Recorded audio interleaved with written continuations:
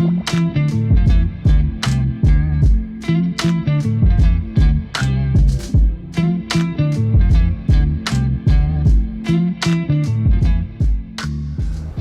soalnya banyak yang suka nanya sama gue soal, bang gue punya skrip, gimana caranya biar skrip gue bisa dijadiin film gitu.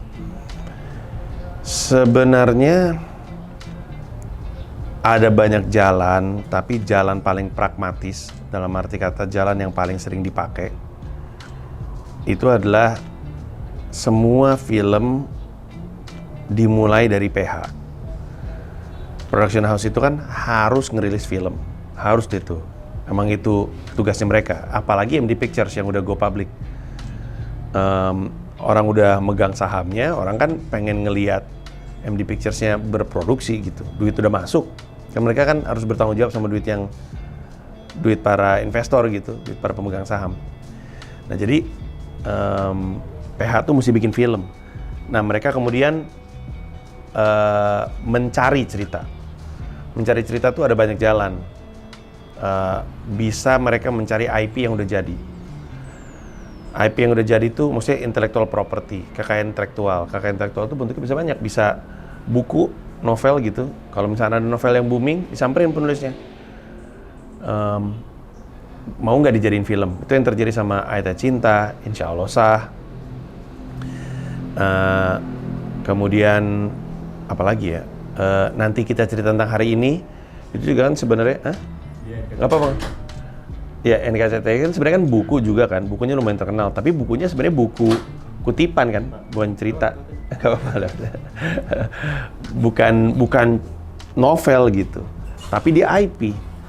Orang ketika dengar nanti kita cerita tentang hari ini jadi film, setidaknya orang-orang yang tahu bukunya itu penasaran filmnya jatuhnya kayak apa gitu. Dan filmnya pun kan kalau lu perhatiin ya, penuh dengan kutipan-kutipan. Bagus-bagus lagi kutipan-kutipannya yang juga datang dari bukunya gitu. IP juga bisa kayak Doyok Otoy Ali Oncom. Betul, MD Pictures lagi nyari peluang untuk ngerjain film komedi, lalu sadar bahwa ada IP nih, namanya Doyok Otoy dan Ali Oncom yang ada di pos kota. Mereka kemudian berhitung dan tuh ke gamble gitu kayak, oke, kita beraniin deh, kita jadiin IP. Toh menurut gue ya, Indonesia juga perlu untuk disodorin karakter legendaris ini dalam bentuk film gitu. Terus mereka biasanya ketemu sama yang punya IP, kemudian bikin kontrak apapun itu untuk akhirnya dijadiin film. Nah ketika mereka udah sepakat dari sebuah IP, lalu selanjutnya yang mereka lakukan adalah mereka cari sutradara. Produser, kan ada executive producer, ada produser. Executive producer tuh yang punya uang. Produser itu adalah yang punya suara dalam produksi filmnya. Dia yang nentuin sutradaranya siapa, dia yang nentuin yang nulis siapa, dia yang nentuin yang main siapa, DP-nya siapa, krunya siapa, itu dia yang nentuin berdasarkan wawasan si produser. Kalau ceritanya kayak gini, kayaknya cocoknya sutradaranya ini deh gitu. Tentu sutradaranya diajak diskusi juga. Kalau lu maunya kerjanya sama siapa, ada ruang diskusi. Tapi produser itu perannya itu. Dia yang produce filmnya. Nah, produsernya kemudian abis udah punya IP-nya di tangan, dia cari sutradara yang pas, diajak dialog, kemudian ditanya sutradaranya mau lu tulis atau enggak, atau mau kita cari penulis. Udah dapat ceritanya, ketika draft 1 nggak ada sinopsis panjang udah jadi, kan ada sinopsis pendek. Sinopsis pendek tuh adalah sebuah kalimat singkat yang bikin orang ada bayangan filmnya kayak apa. Hampir, tapi lebih definitif. Kayak misalkan gini, gue selalu pakai caranya Pixar. Pixar tuh kalau nulis nulis sinopsis pendek tuh kayak gini. Ada orang bernama A, ada karakter bernama A, biasanya dia B, suatu hari terjadi C, sehingga dia harus D. Semua film Pixar tuh kayak gitu. Ada karakter nih, misalnya ada karakter bernama jangan Wall-E, yang paling gampang yang ada dialognya tuh film Finding Nemo tuh bapaknya namanya siapa sih? Tahu kan bapaknya tuh? Ada bapaknya, si karakter bapaknya nih. Biasanya dia hidup bersama anaknya dengan sangat hati-hati karena anaknya itu satu-satunya yang hidup dari semua telur-telurnya. Ibunya kan udah nggak ada kan. Suatu hari anaknya hilang. sehingga dia harus melakukan perjalanan untuk mencari anaknya. Jadi ada karakter A, biasanya dia B. Karakter A tuh berarti tokoh utamanya. Biasanya dia B, ini berarti adalah universe-nya seperti apa. Suatu hari terjadi C, inciting incident-nya, kejadian yang mengubah jalan hidupnya. Dan akhirnya dia harus D, journey of the movie. Semuanya kayak gitu. Star Wars pun kayak gitu. Ada orang bernama Luke Skywalker, Star Wars original ya, Star Wars 456. Ada seorang anak bernama Skywalker. Biasanya dia hidup di sebuah planet dengan keluarganya dan segala macamnya, benerin robot karena dia jago ngoprek-ngoprek alat. Suatu hari dia nemuin sebuah robot yang di dalam robotnya tuh ada pesan distress. Help me Obi-Wan Kenobi, I need your help gitu. Dia naksir, siapa nih perempuan cantik nih? Akhirnya dia putuskan untuk mencari tahu siapa perempuan itu dan menyelamatkan perempuan itu. Semua film itu ada karakter bernama A, biasanya dia B, suatu hari terjadi C sehingga dia harus D. Nah itu tuh sinopsis pendeknya. Sinopsis panjangnya itu lebih lengkap lagi, berhalaman-halaman biasanya. Terus kalau gue nulis sinopsis panjang tuh, gue udah mulai nulis pakai 3 act atau 8 sequence. Jadi film tuh biasa dibagi 3 bagian. Act 1, Act 2, Act 3. Dan kadang-kadang setiap act dibagi sequence, jadi ada 8 sequence.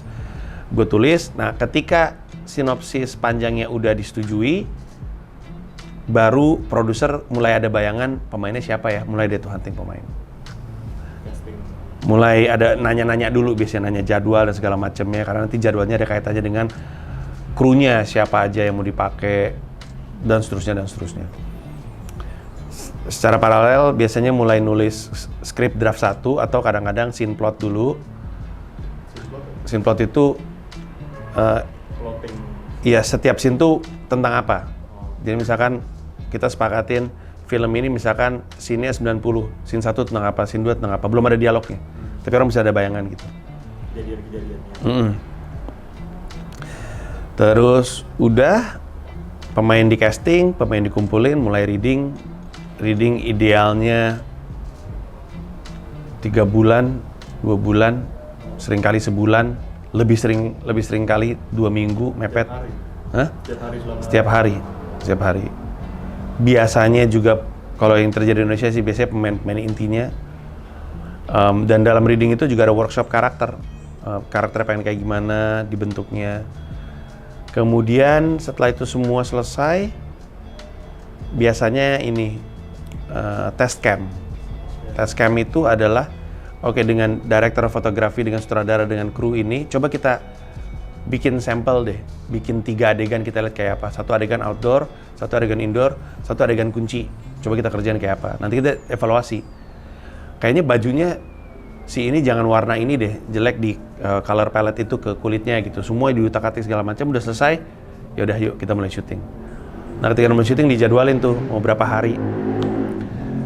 Biasanya PH ngasih lu punya waktu 19 hari. Lu rencanain deh tuh. Mulai tuh kita mikir hari pertama mau scene apa dan segala macamnya. Terus udah gitu udah ketahuan mau scene apa, terus nanti diskusi sama lokasinya tersedia atau enggak. Oh lokasinya tersedianya justru hari ini. Wah, utak-atik. Kemudian syuting. Syuting dilakukan selama 19 hari. Biasanya dengan 2 contingency day, 2 hari cadangan, misalnya hujan atau ada force majeure, keadaan kahar. Terus setelah syuting, ngedit gambar. Sambil ngedit gambar, arranger udah dicari. Music arranger yang bikin scoring. Udah mulai dicari, dia udah mulai compose kayak apa mentahnya gitu. Terus editan gambar kelar, lock, baru dioper ke yang bikin scoring. Yang bikin scoring kemudian nempel apa yang dia udah arrange ke adegan-adegan tertentu berdasarkan dengan brief yang sebelumnya terjadi. Setelah si picture lock-nya di situ, picture lock-nya dibawa ke tempat lain, diwarnain. Kalau perlu dubbing ulang beberapa dialog, di-dubbing. Kalau mesti ditambahin sound effect, ditambahin. Semua itu terjadi, dikumpulin, dijadiin satu, di-mix. Jadilah barangnya. Kemudian kalau untuk bioskop, diproses ke namanya DCP. DCP itu adalah format untuk tayang di bioskop. Ketika DCP-nya udah jadi, baru kita cek DCP biasanya ke bioskop. Biasanya bioskop yang paling sering dipakai itu adalah 21 yang di Epicentrum Walk. Karena katanya audionya paling bagus katanya. Paling oke lah. Udah ditonton di situ, kalau udah oke, baru film itu siap untuk dipasarkan. Baru kemudian kegiatan pemasarannya berjalan kayak promo bisa ke radio, bisa ke media, bisa sosmed, bisa ke kanal YouTube. Kemudian press conference, rilis poster, termasuk ini kalau di bioskop ya, premiere, terus roadshow dari kota ke kota, terus filmnya tayang. Nah itu tadi gue bilang kalau awalnya dari IP. Bisa juga awalnya dari internal. Internal tuh punya ide cerita. Ini yang terjadi sama Mendarat Darurat. Kalau mereka udah punya cerita, mereka langsung nyari ke sutradara. Waktu gue dipanggil sama MD Pictures, gue bawa sinopsis. Tapi MD punya cerita, yaitu si Mendarat Darurat ini. Di pitch ke gue pikir, lucu banget ini cerita. Gue tulis deh. Dia nanya, mau lu tulis sendiri atau lu mau orang lain yang nulis? Gue yang nulis sendiri. Sudah disepakatin, ya udah kalau gitu, lu direct, lu nulis, lu main. Ya udah, jalan. Kadang kalau misalkan PH-nya lagi nggak punya cerita dan nggak ada IP yang bagus yang bisa mereka beli, mereka panggil director.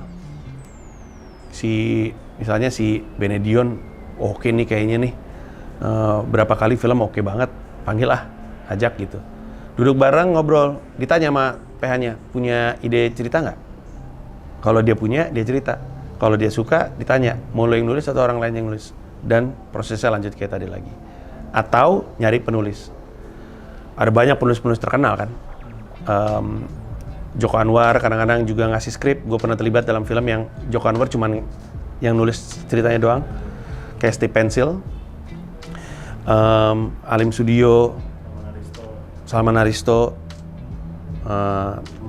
Tanya tuh, ada cerita nggak? Ada, kalau suka jalanin. Sisanya prosesnya panjang. Nah, di awal gue tadi ngomong, banyak orang yang suka nanya, bang gue ada skrip, gimana caranya dijadiin film? Peluang untuk skrip lu bisa jadi film itu hanya terjadi kalau lu punya reputasi. Jadi jangan berangkat, menurut gue, jangan langsung berangkat dengan menjajakan skrip film. Karena lu keliling-keliling PH juga nggak diangkut pasti, orang dia nggak kenal. Tapi kalau lu bilang, masa nggak dibaca bang?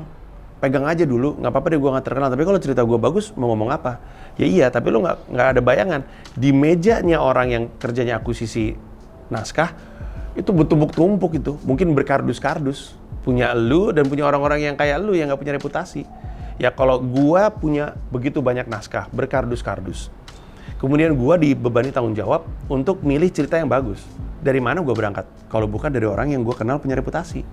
Jadi, sebelum lu menjajakan skrip lu, bangun reputasi lu. Gimana caranya? Bikin tulisan, rilis di sosmed. Entah itu tulisannya lu rilis di Facebook Notes, atau di WordPress, atau tulis dalam bentuk PDF, dibikin downloadables-nya di website lu, apapun caranya, rilis. Atau lu bilang, gue mau self-publish, kan banyak tuh percetakan kayak cetak tuh, TJETAK, cetak. Gue bikin jadi buku, gue pasarkan sendiri. Ternyata laku, PH juga akan bilang. Itulah kenapa PH senang banget beli dari buku terkenal. Karena kalau bukunya udah meledak, dia udah ngelewatin proses editing tuh. Udah pasti bagus deh, itu barang. Jadi udah, setidaknya punya pasar. Dia nggak mesti mikirin lagi soal ngembangin ceritanya, karena ceritanya udah proven gitu. Jadi udah lu jualin aja, atau tawarin naskah lu ke penerbit. Minta diterbitin sama penerbit buku gitu. Tapi kan prosesnya jatuhnya sama ya kayak penerbit buku sama PH gitu. Jadi lu mesti naruh. Jadi gue sih selalu menyarankan lewat sosmed atau lu bikin cerita sendiri. Raditya Dika sudah pernah bikin film Kambing Jantan, tapi justru Malam Minggu Miko yang membuka peluang lebih gede lagi. Malam Minggu Miko dia nulis sendiri, dia produksi sendiri, reputasinya kebentuk lagi, peluangnya datang. Gua nggak dikenal suka nulis, walaupun gue nulis ya, tapi bukan nulis yang memberi gue peluang. Stand up comedy gue yang memberi gue peluang. Jadi intinya lo harus bangun reputasi lo dulu sampai lo dikenal. Karena gue ingat waktu itu gue pernah bikin show, Panavin dari Falcon nonton show gue yang juri bicara, Setelah itu dia ajak gue meeting dan dia bilang kalau lu bisa bikin penonton ketawa 2,5 jam, lu bisa bikin film. Nah, itu kan berarti beliau mempercayakan gue karena reputasi gue gitu. Jadi, istilahnya, bikin karya lu yang berbicara. Bikin karyanya bagus, karya lu akan berbicara atas nama lu. Dan peluang itu akan datang. Tapi jangan yang, oh gue punya naskah bagus, masuk gue lempar, nggak diambil lah, gimana sih, nggak adil banget nih dunia nih. Padahal ini cerita bagus ya, lu menyalahkan faktor eksternal aja terus dan nggak akan terjadi apa-apa sama lu. Harus selalu lu yang bertanggung jawab, semua tuh salah lu. Pasti ada peluang di mana lu bisa mengubah keadaan, tapi lu nggak mau ambil karena lu takut atau lu mengambil jalan yang lebih gampang. Dan selama lu masih nyalain orang atas kenapa naskah cerita lu nggak jadi film, nggak akan jadi apa-apa. Jadi ya harus mau mulai kerja kerasnya. Tapi bang, kalau misalkan gua ngebangun dan segala macamnya ya, ntar gimana dong kalau misalkan nggak viral? Ya emang nggak nyari viral, nyari bagus. Kalau bagus juga akan bertumbuh gitu. Orang tuh, gue sering banget nih ngomongin ini. Gue jadi pembicara di sebuah kampus. Bang, gimana bang? Kok nggak ada yang mau dengerin podcast saya? Bang, gimana bang? Kok nggak ada yang mau nonton YouTube saya? Gimana saya mau punya subscriber banyak? Gue tanya, boleh lihat YouTube lu apa nggak? Channel YouTube lu, gue cari gitu. Dia sebut channel YouTube-nya, gue lihat. Ya jelas aja nggak ada subscriber, video lu jelek kata gue. Buat apa lu ngajak orang datang kalau masih jelek? Nanti orang jadi ilfil. Manggil-manggil orangnya, lihat YouTube gue, YouTube lu masih jelek. Sama kan kayak orang bilang, bang fallback dong gitu. Ketika ada orang bilang bang fallback dong, pasti timelinenya butut. Karena kalau timelinenya bagus, dia nggak akan perlu bilang bang fallback bang. Jadi bikin dulu aja. Mulai dulu aja, lalu bikin yang lebih baik. Gue udah bilang itu dari stand up gue tahun 2016, gue masih bilang itu hari ini. Kunci dari berkarya adalah bertumbuh. Mulai dulu aja, terus bikin yang lebih baik. Masih jelek, bikin lagi lebih baik. Masih jelek, bikin lagi lebih baik. Terus aja sampai bagus, masih bagus, bikin lagi lebih bagus. Udah lebih bagus, bikin lagi lebih bagus. Sampai reputasi lo kebangun, dan peluang itu datang, dan lo ditawarin untuk bikin sesuatu, dan karya lo akhirnya jadi di film.